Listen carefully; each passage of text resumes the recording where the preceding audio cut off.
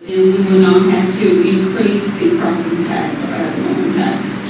Another suggestion would be we need to actually have a negotiation between the different cities, Hagen, Belleville, Daisy, and Claxton, to work together, because only one is charging city tax and the other three are not.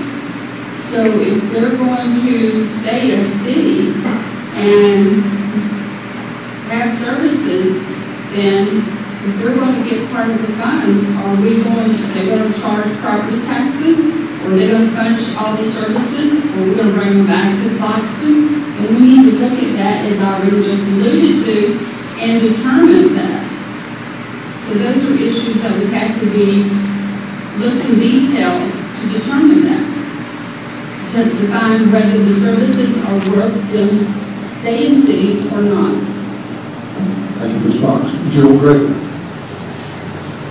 Maybe I believe our focus should certainly be on bringing industry into Evans County. That is just pertinent for us to keep our taxes low where they are now. Right now, we do not have very much industry in this town, and therefore the residential property owners will be the ones that will have to share that burden. But you're asking about a balanced budget is what you're asking about, and I am a small business owner, and so I certainly understand budgets. In the real world, if there is no money at the end of the month, there's not some magic pot where I can take some money from. So what I would like to do with each department is to ask, I would like to go over each line item with each department to see what their needs are versus their wants, to see how we can balance the budget.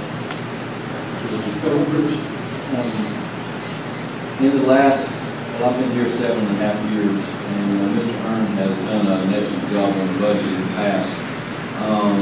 Also, last year was the first year since I've been in office that we actually had to allocate funds from our fund equity, which is what one of the gentlemen earlier said. We saved in the good times, and we allocated, I think it was around $127,000 to go to the budget if we needed it at the end of the year. The economy picked up just a little bit. We didn't need that $127,000. It's still in fund balance. This year we allocated a little more. We haven't added positions or anything like that. It's just the economy, and we allocated some this year, and hopefully we will have to use it. But unlike the federal government, we have to balance our budget every year. It has to be balanced. When we vote on it, it has to be balanced. So, like Jill and the other ladies have said, we need industry. We as taxpayers are supporting everything that we do as a county, and if we don't get some industry in, we're going to continue to support everything that the county does. The second question will go back to Ms. Burney. What areas, and you might have alluded to this earlier in the comments, what areas of governmental operations within Evans County do you feel could or should be considered for consolidation? I would say the sheriff department, city police department should be consolidated and have more coverage. And Evans County is not that large. And those are some of the services that could be in some of your trash pickups and stuff. It could be consolidated because you got one picking up trash in the city, you got some people up in the county.